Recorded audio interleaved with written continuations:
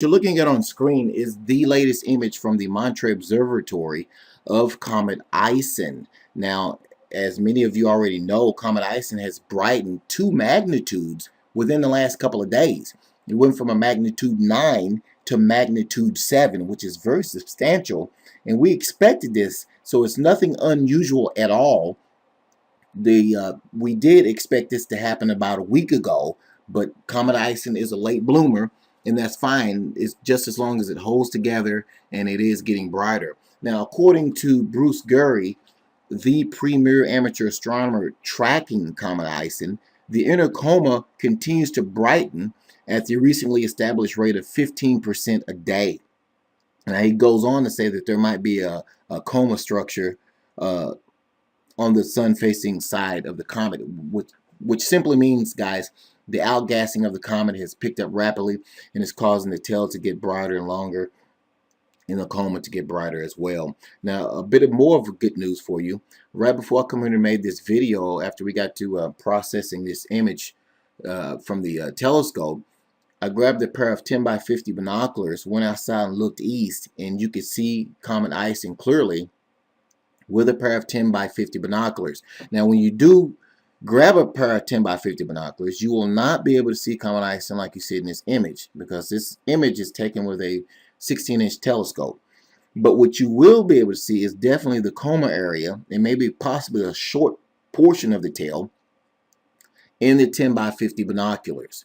Now, as the days go on, the comet will continue to get brighter, and you will be able to see more and more of the comet as the days go on and as we approach November 28th. Now, pulling up Stellarium here real quick, simply go outside and establish where Comet Ison is with your pair of 10x50 binoculars, and it's still partially right under Mars, but it's getting closer and closer to the horizon as the days go on, guys. So you want to do this kind of quickly and get out there and get a look at it.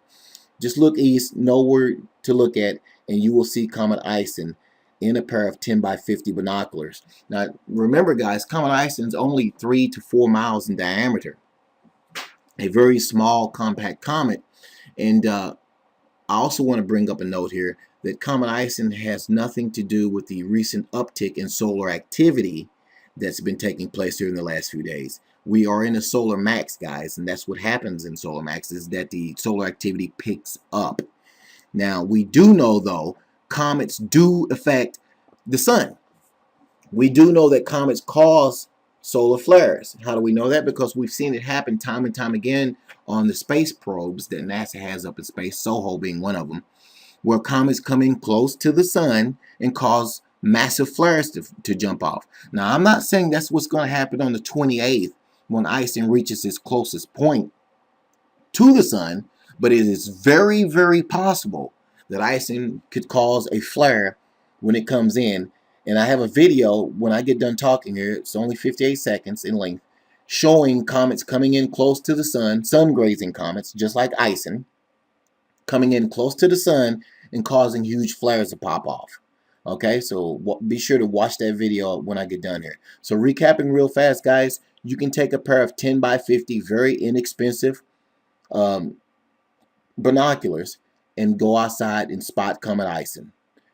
And you will be able to see Comet Ison.